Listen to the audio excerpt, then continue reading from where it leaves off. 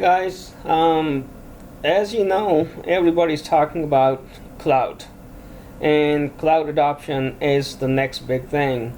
A lot of companies have a data centers on premise, and they are thinking about it, or they're in the process of moving their load to cloud. And now that's the big question: how are you going to do it? If your lease or data center lease is coming up in next year, or in next 2 years, this is the time for you to start investigating it or start planning it. Basically,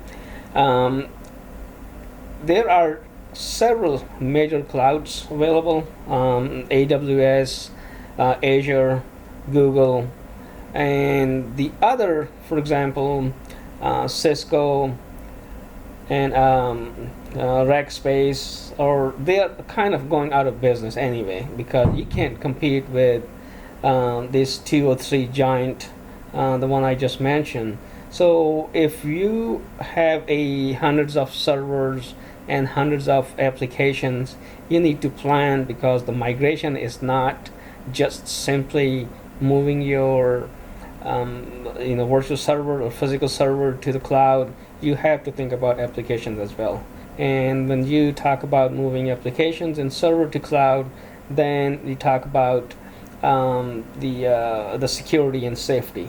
So I decided to have this video, which is AWS Cloud Adoption, and this is based on a Amazon document, which is available in that source link in the bottom of the page. You can see it.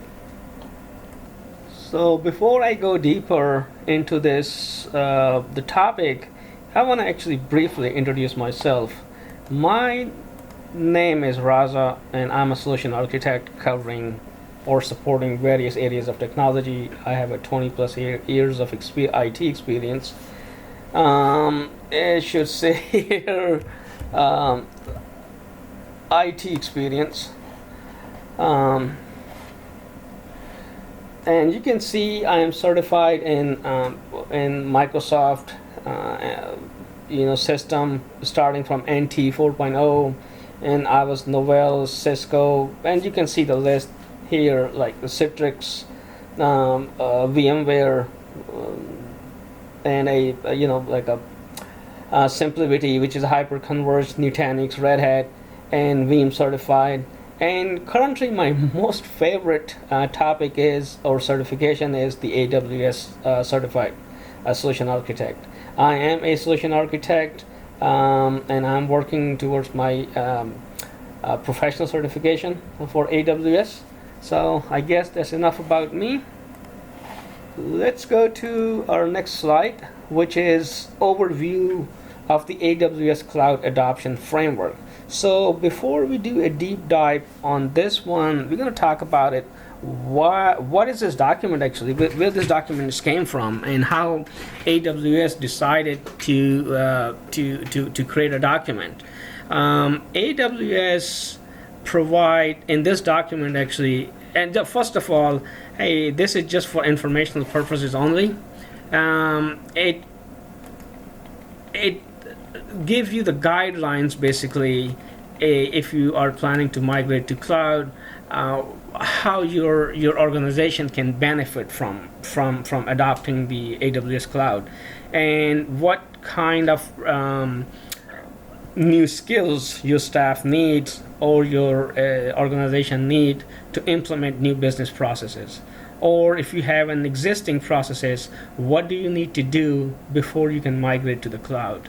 So this document is based on hundreds of successful migration done by AWS professional services, and we're talking about like hundreds of servers. We're talking about thousands of applications moving from on-site to cloud, and what was the experience the AWS professional services or AWS partner experience while implementing AWS CAF.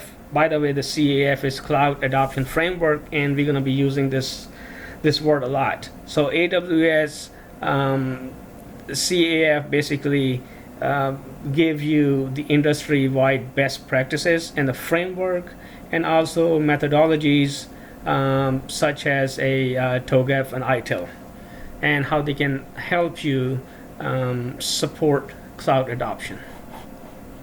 So as I think everybody knows that the cloud-based computing introduced a radical shift in how technology is obtained, used, and managed, as well as how organizations budget and pay for technology services.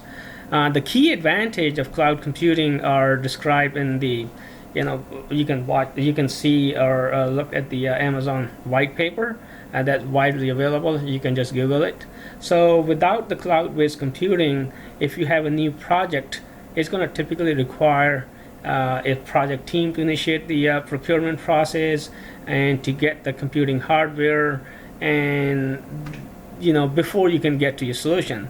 I'm not going to go into detail, because if you are planning to migrate to a cloud, you probably already know that, and these are the problems you're experiencing. That's why you want to go to the cloud. With the cloud computing, the project team or whoever the person responsible, they're going to be using their AWS account. They're going to be using a virtual network in the cloud and a compute environment. You're going to be creating it. So there are a lot of steps you're going to be doing it. So this document actually will help you how you can do it, how you can plan it, how you can manage it. So this document will provide guidance that will support you different part of the organization. So each area of expertise will understand how to adopt existing practices or introduce new practices for cloud computing at the highest level. So this AWS CAF will organize the guidance into a number of different areas of focus. We can call it the perspectives. So you can see right here, the picture right here. So this is basically provide your AWS CAF perspective. It gives you the bigger picture. So what does it mean basically? So it means it's kind of boring, but this is pretty important to understand. Especially if it's an enterprise and it's a span on multiple data centers, multiple locations, or you have a geo presence. It's not going to be easy if the planning is not done properly. So before I go and talk about each perspective, the business, platform, maturity, people perspective, security, operation, and a process perspective, I'm going to give you the overall why we need all these 7 pillars basically. So each perspective is made up of component and activities. So a component is a sub area of your perspective, and that represents a specific aspect that needs attention. An activity provide more perspective guidance for creating actionable plan in the organization to move forward to the cloud and to operate a cloud-based solution on daily basis.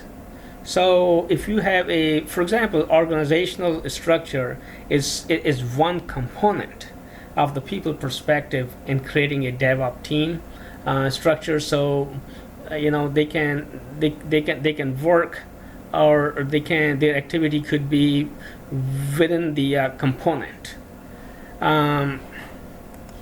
So we can talk about the components activities. So let's start with the business perspective. So what is business perspective? What does it do actually? It provides guidance to help you focus on areas where you wanted to ensure that technology services are utilized in an optimum way to deliver maximum value. So that is your business perspective. And the second is a platform perspective. As you can see it right here, it provides guidance to help you focus on architecting and designing optimum solution so you can achieve the level of functionality and quality that you want while balancing the cost of building and operating the solution. So you got the idea. That's the platform perspective to the cost building and operating the solution. And the third one is a maturity perspective. So it will provide you guidance to help you focus on ensuring that an accurate initial assessment of the current state of the organization is carried out. So the desired target state is defined and a viable roadmap is created to move the organization forward. And the fourth one is a people perspective. For me, it's kind of very important. So people's perspective, it provides guidance to help you ensure that organizational structure and competencies exist to successfully implement, operate, and manage an AWS environment.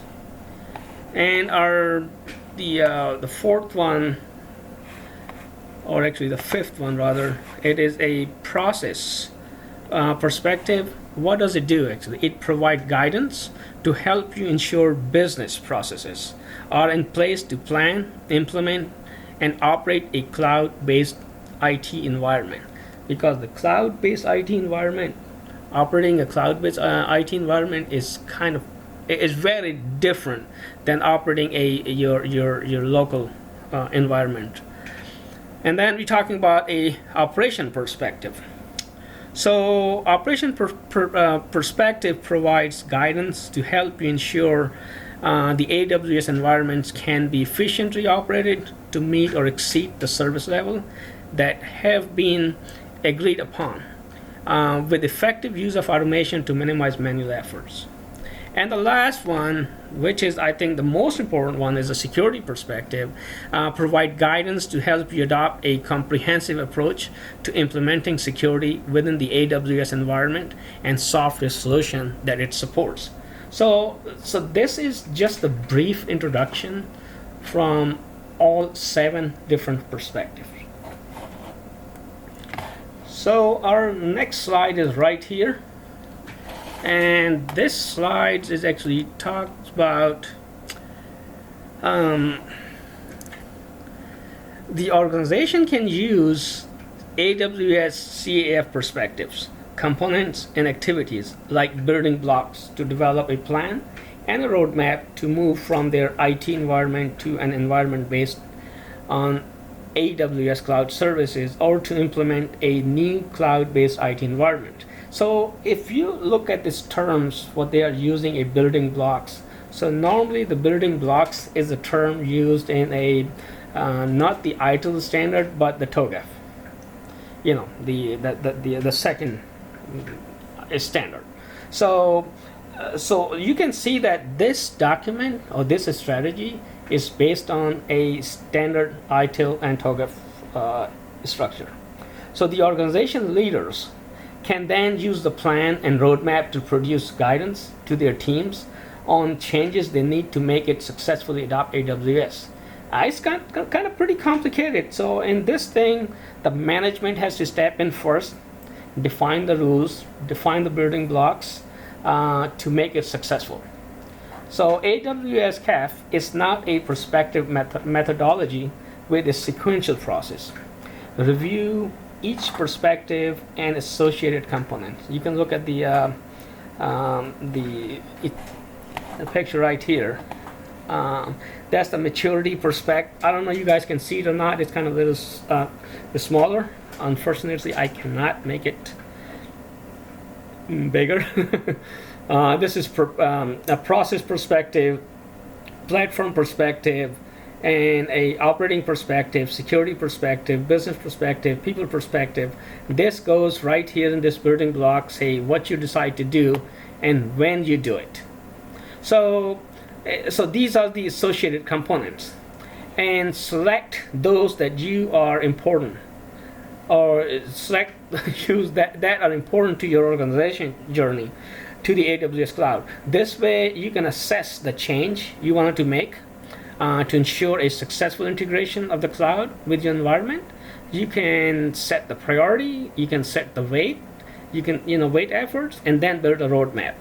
And the roadmap is used to sequence what you do and when you do it. And now we're talking about, we use the word in this one called accelerators. So you can go, that's a totally different topic. You can look at this bottom link. You can go to AWS and you can actually get more details, the enterprise accelerators. As I always recommend going to AWS website because you will get most up-to-date information. So the accelerators, the term I used, that actually address some of the more common customer scenarios for cloud adoption. So let's go to our next slide. That is a mapping to the journey to the cloud. Your organization cloud adoption journey will be unique. Obviously, I mean, no two organizations have the same adoption journey because of everything is different in two organizations. So an understanding of your current state, your target state, and transition required to achieve the target state will help you to determine the goals that you set and the path that you take. And this figure actually, which is figure 3, mapping the journey to the cloud shows you two type of path for improving to the cloud from traditional IT environment with an on-premise data center. So if you are concerned with reducing cost and complexity, you will have a totally different journey to the cloud. And then if you are focused on driving growth or diversity or diversifying your business. So you can see there are two a strategy right from here. This is your traditional database, the data center. From here, if you're doing a reducing complexity, you go to innovative, for example, and then you go to stimulating growth and growth obsessed, and then you go to diversifying the business. And the second is right here. You go for reducing the cost, and if you're cost focused, then you have two options, or three options actually. One is stimulating innovation, then you go take this path. And otherwise you take a improving quality, then it's a quality driven. Or you want to do expanding to a new geographic, then you go right here, a growth obsessed. And for the quality driven, the end goal is same. It just right here is empowering and experimentation. So it gives you a roadmap, like what exactly you want to do, what is your goal, and how you want to do it. And this way, you can validate your understanding of the goals of your business to create a technology strategy that will help you achieve your goal. And also it will align initiative for your business groups and IT groups so they can jointly pursue programs and projects that provide the highest overall value for your organization. You might find in this journey or during this journey, going from a traditional data center to the cloud, the organizational competencies needs to evolve, existing processes need to be modified, or the new ones introduced and developed, and operation terms need to become more closely integrated. In a transition to the cloud, a different group will be responsible for process in the area of organization. And this figure, I'm going to show you the next one. Actually, it should be right here.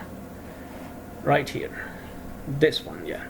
So in this one, the perspective and the IT lifecycle will show a process that includes some forms of portfolio program and the project management, and the value added or value based planning cycle, delivery of technical capabilities into operation. So right here you see it. It says you can analyze it, validate it, visualize it. You can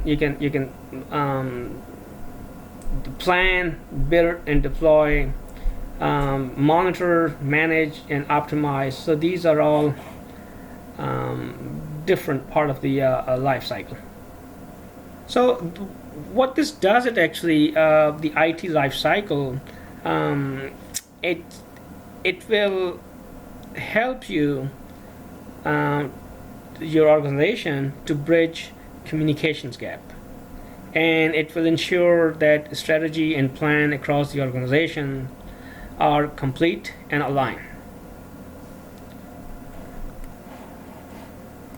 And right here, as you, like, I think we talked about this thing, as you go through these cycles in overall IT life cycle, you should consider different perspective and how they can help organization to bridge communication gaps and ensure that the strategy and plan across the organization are complete and aligned. And in this picture you will see right here the cloud business case. I apologize if you cannot see it. It just, I think it's my limitation. So the cloud business case, then the discovery workshop, then it will go to a application portfolio analysis, define security requirement, security operation playbook, and right here define network environment, define cloud environments, and right here you see a defined governance structure, training and certifications, and all these 6 steps or 7 or 8 steps come, blocks come down to a operational integration. Then you have a cloud environment optimization, cost and billing analysis, and define policies and practices. So what we're talking about here is the leadership team first review the 7 perspective of AWS CAF and creates a plan of action that span variety of perspective and involve multiple teams. The adoption journey shown here start with preparing a cloud business case, and then moves to conducting a discovery workshop to understand the opportunity and level of efforts and resources required. And after the information has been gathered and strategies and plans have been defined in the discovery workshop, the leadership team is able to work on different aspects of adoption efforts. So in this example, you can see they focus on portfolio planning, and then design the the technology environment and changes needed to the current organizational structure. So the leadership team meets regularly to provide updates to each other and determine or adjust basically priorities based on what is learned. So after the team leader complete their efforts, they create a plan to integrate the cloud environment and the cloud solution into overall operating environment. The plan addresses how the cloud management or environment and the cloud solution will be implemented, maintained, monitored, and optimized. So a number of core leadership team works with finance and procurement teams on integration with financial procurement process, while another team member focus on updating organizational policies and practices. So this is just the basics. So there are additional information actually.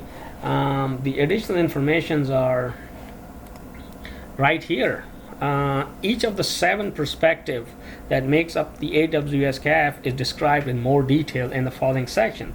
So if you need more information, so that's the next few slides is going to cover a little bit in detail. So what it is. So business perspective of AWS CAF, first identify areas that IT leader should focus on to ensure delivery of innovative high value product and services that can transform conventional way of doing business.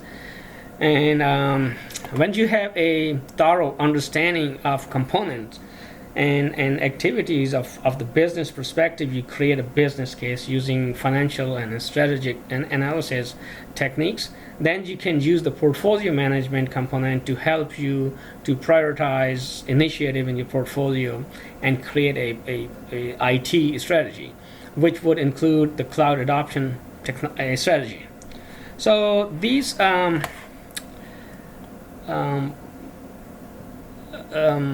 what you call it, the brief explanation for each component, basically.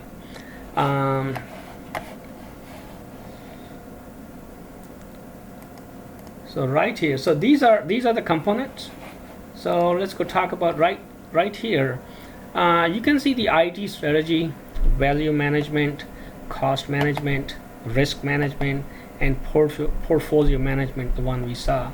And I think you should be able to read this thing, but I'm going to go through it anyway. So this is obtained from align with the strategy of the overall business for the short, medium, and long term.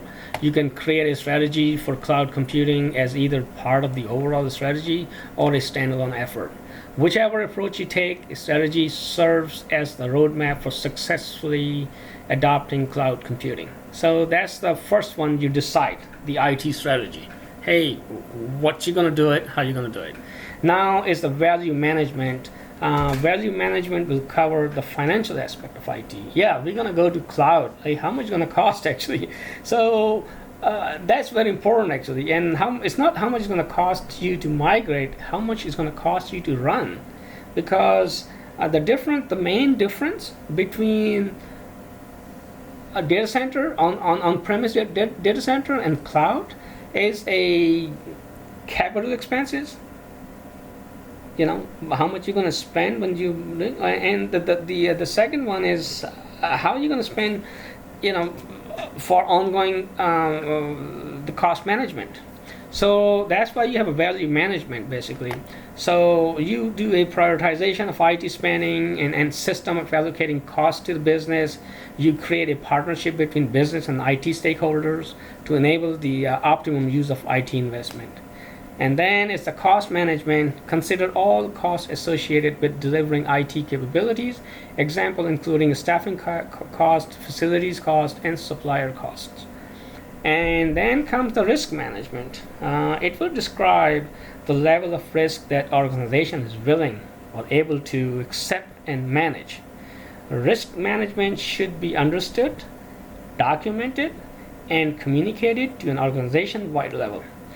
Align capturing and managing the risk to the organization from the use of IT with overall risk management. This minimizes the potential for compliance failure, so it should be in place for all IT related risks. And final is a portfolio management, which determines practice for the governance of IT in partnership with the rest of the organization. It requires clear roles, responsibilities, and authority to achieve the objectives that have been defined within the IT strategy. You integrate the practices for IT governance with the practices of overall governance of the organization. This ensures that there is a compliance with legal and regulatory requirement. And our next topic, our next slide, going to be about a platform perspective. We're gonna go deeper into a platform perspective right here. You can see the platform perspective as a design architecture, implementation architecture, and architecture optimization. So what does it do actually? The IT architects and designer use a variety of architectural dimensions and models to understand and communicate the nature of IT system and their relationship. You can use the components of the platform perspective to describe the structure and design of cloud-based IT system or a hybrid IT system that span both cloud and non-cloud environment.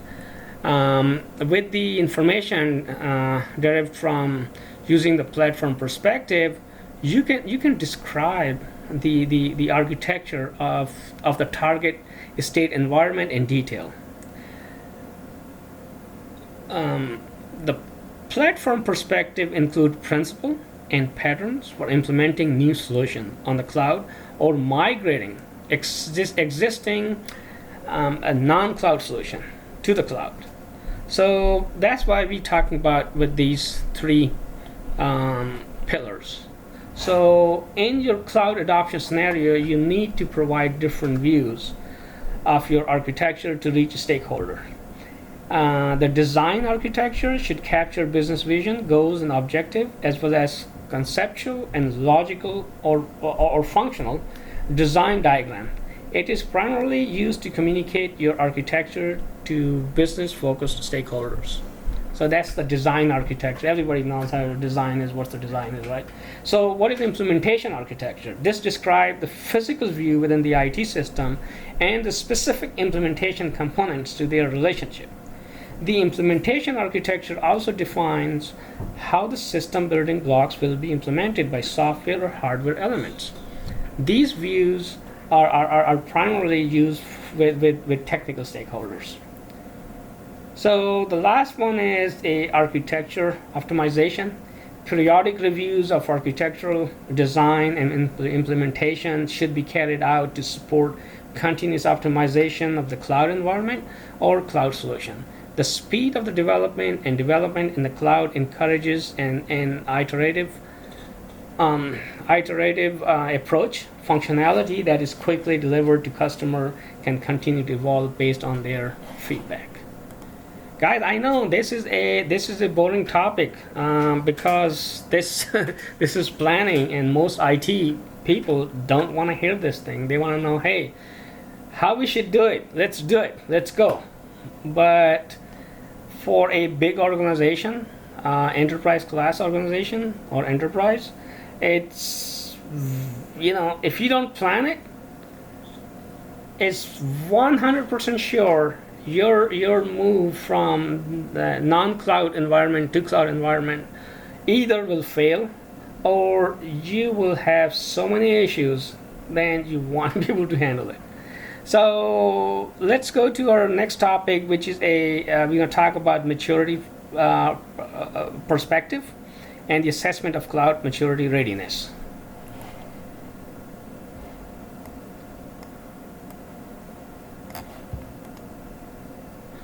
So here you will see a 6 different perspective.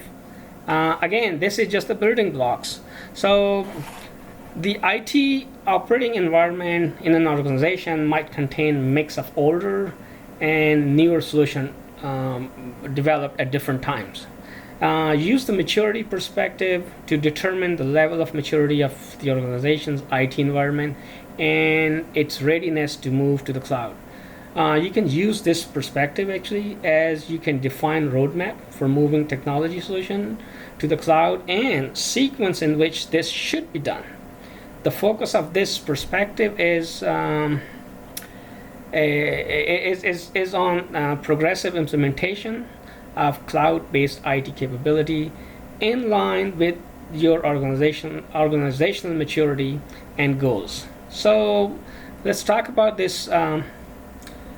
The 6 components. So cloud readiness assessment right here. You can see it say, hey, do this assessment to obtain information and determine the readiness of the organization to move to the cloud. You're going to be focusing on technology, infrastructure, software application, and data. You should also capture information on existing governance, risk management, and compliance processes to determine how much change is needed across the organization. So that is the cloud readiness assessment. So what is a cloud maturity heat map? I guess it's winter, huh? The maturity heat map consolidates the information gathered in the maturity's perspective and provide a summary of the analysis and recommendation. Use the heat map to determine the high-level prioritization of cloud adoption initiatives and their cost and organizational impact. And the next one is the target platform capability. You can define the capabilities of the target cloud platform where you're moving to and how it should be implemented in stages in line with current readiness and strategic goal. Organization having existing IT capabilities need to determine how their platform will evolve for cloud adoption and whether existing technology system and services will be leveraged in hybrid environment or replaced. So I was actually listening to the reInvent, the Amazon annual gathering, and one of the guests invited there, he was talking about how they are migrating their non-cloud environment to cloud, and in their case they decided to migrate all the DMZs first to the cloud, and that was a global company, and I think it took them like a couple of months to do it. And so basically they actually followed the target platform capabilities. So that's why they decided, oh, we're gonna move our DMZ, which they have I think about 500 DMZ servers, and while they were migrating it to the cloud, and they realized, hey, look, these 500 servers, not even all of them are in use. So that was actually very, very helpful. Okay, let's go to application portfolio analysis. First, you have to capture information on portfolio of applications that are used by organization.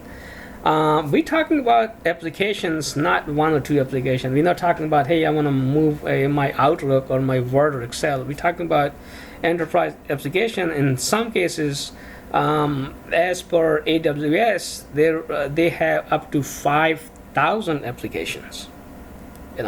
So if this is the case, then the application portfolio analysis will help you a lot. Because I know one of the bank, he is migrating from Windows XP to just to Windows 7, and it has been forever. They haven't done it yet. They have not certified their XP application running on Windows 7 or Windows 10 now, so they're still using Windows XP.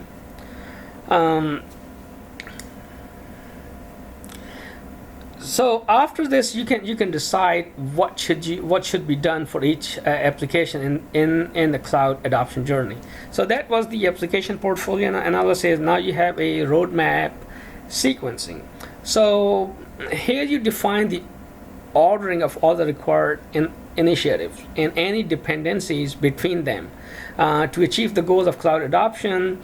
This information is used to create a roadmap for cloud adoption. For example, hey, you want to move your file and print server hypothetically to the cloud, but you didn't realize, hey, there's a dependency on a SQL server, for example. Hey, that server has to be moved too. Same way, if you have an application, you're accessing it, that application is not single tier. That application is on 3 tiers, for example. So you have to do the get all the information and find all the dependencies between them. It's just a kind of idea. The IT management assessment. So existing IT management structure, practices, and processes might need to change for cloud adoption. Here you can capture the relevant information on IT management and determine what changes will be required for cloud adoption. So this was a maturity perspective. So let's go to the next topic. It's going to be a people perspective. People are important. So why we need to do a people perspective? They cover organizational staff's capability and change management function that are required for efficient cloud adoption. So activities including definition of organizational structure and roles, competencies required, identification of competencies gap, training, staffing, and organizational changes required to build an agile IT organization that is capable of effective cloud adoption. The people perspective support the development of an organization-wide changes management strategy for successful cloud adoption. Let's talk about these the few roles here. So let's start with the organizational structure. So organizational model is that optimized for cloud adoption should be established for the delivery and operation of cloud-based solution. The IT organization might need to extend or modify its structure in order to adopt cloud computing, and changes must be carefully managed in partnership with the rest of the business. That is organizational structure. Let's go to the next one, role and job description. IT roles that are required to support the adoption of cloud computing should be clearly defined as part of the staffing framework. Each role should have job description that specifies the qualification, knowledge, and experience that is required to carry out the role effectively. And now we talk about skills and competencies used to define the skills and competency that are required by both internal and external staff to achieve the goals of cloud adoption. You can discuss career planning and development of competencies with the staff. Normally here your BDM, the business development manager, kicks in, and that's part of their job actually. And also the next one too, the training and readiness, used to identify gap between the required skill and competency, what they are presently available in the organization. For existing staff, provide access to training courses of different types, both classroom-based and online, or I like YouTube. Encourage staff to obtain certification or cloud competency to validate their knowledge. That's the training part. And manage staffing. Evaluate the IT staffing, internal, external, that is needed for cloud adoption to ensure the enterprises has sufficient expertise to support business goals, and periodically revisit. Where needed, set up partnership to gain access to the required expertise in a timely manner. And organizational change management. The change for people in your organization need to be managed by providing communication and support. For example, you need to communicate clearly how to adjust to the new business and new IT solution. And make sure the guy who is communicating, he speaks English. Not like me. Okay, guys. And now our next topic is process perspective, and which is the IT lifecycle and cloud. So, what is process perspective for IT lifecycle and cloud? So, in this model, they define a process as a set of interrelated action and activities that are performed to achieve a specific set of results, outcome, or services. So the process perspective covers activities across the complete IT lifecycle for cloud adoption. The focus is on managing IT initiatives as a portfolio to optimize investment, delivering services that meet quality objectives, and carrying out work in well-defined programs and projects. So for cloud-based software development, agile and iterative life cycles are used to deliver functionality incrementally and catch and fix defect clearly. These are all complicated stuff, right? Not that complicated. So continuous integration and continuous delivery, they're known as CI/CD, right? Practices are used to automate building, testing, deploying software. Operational processes can be automated to improve resilience of the solution and reduce manual effort. And now with this only 5 roles, which is a portfolio management, service delivery management, program and project management.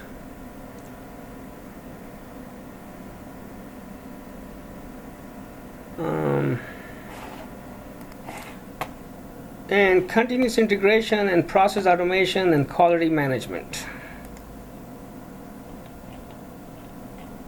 So what is portfolio management? The IT products and services are managed as a portfolio of assets by the business. You can use this to create an inventory of existing assets and prioritize new product and services. That's the portfolio management. And the service and delivery, organize and execute activities required to deliver IT products and services. Standard operating procedures should be in place to provide consistency. You can use this area to enforce service level agreement known as SLAs and operational level agreement known as OLAs standard. Program and project management, program group of related objects and individual project related to selected for cloud adoption from the investment portfolio must be managed. Let's go for a continuous integration and continuous delivery, CI/CD.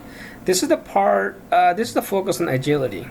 Businesses are increasingly adopting iterative life cycles and deliver functionality incrementally. You can leverage CI and CD practices and tools to automate the software delivery life cycle through automated build and testing. And then you have this process automation, which is a repeated service delivery management. And then you have a quality management. The quality expectation of the standard of the business should cover IT process and procedures. So this covered this thing, so I think we are almost done. So let's go to our next topic, which is operation perspective, efficient IT operation in the cloud.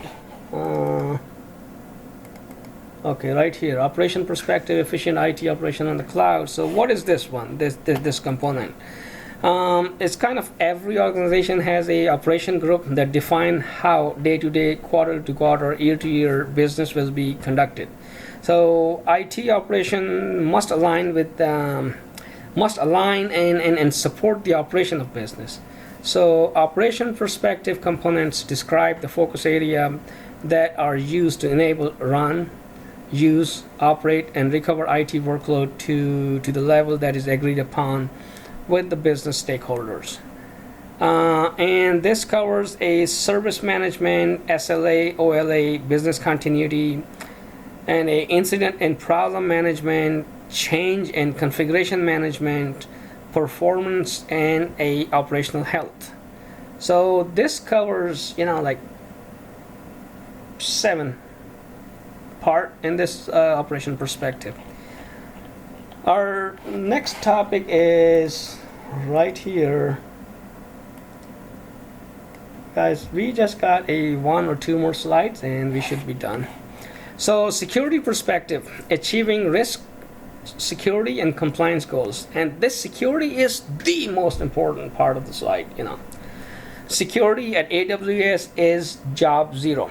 All AWS customers benefit from a data center and network architecture built to satisfy the requirement of the most security sensitive organization. So AWS and its partner offer hundreds of tools and features to help you meet your security objective around visibility, auditability, and controllability and agility. So this is all factors in. So this means that you can have the security you need, but without the capacity outlay and with much lower operational overhead than in an on-premise or non-cloud environments. So this is the basic, and this gives you a directive kind of thing. Actually, there are 4. One is a control established and governance, risk and compliance model and an environment will operate within. That's the directive. Then preventive is the control, protect your load and mitigate threats and vulnerabilities. And then you have a detective, control, provide full visibility and transparencies over the operation of your deployment in AWS. And then the 4th one is, which is I think is not here, is a responsive. So responsive is you put controls, drive remediation of potential deviation from your security baseline. So that is the responsive. So guys, this is what AWS CAF, the standard is. So here's the conclusion. The overview of the AWS Cloud Adoption Framework introduces you to the assistance AWS can provide to organizations of different type and sizes that wanted to adopt AWS cloud-based services. So AWS CAF is based on our experience gained in assisting many organizations to successfully adopt AWS. Additionally, the AWS CAF reference industry-wide best practices and framework and methodology. You can use the AWS CAF guidance for each part of your organization so that people in each functional area understand how to adopt existing practices or introduce new practices as you journey to the cloud. So guys, that's it. This is the conclusion. I hope you like this thing. This is kind of boring, I know, for IT people, but this is the important document you will have if you are planning to move your non-cloud infrastructure to the cloud. And this is the final slide, guys. I want to say thank you very much for watching this video. And if you you like this video, please subscribe to my YouTube channel. And that's the way I know, hey, okay, people are watching my video, they like it, so I will create more. I will create more anyway. I'm just trying to help IT community because I learn a lot from the stuff the other people put on YouTube and on the web. So I'm just trying to do my part, my contribution. Thank you, and again, thank you, and thank you for watching my video.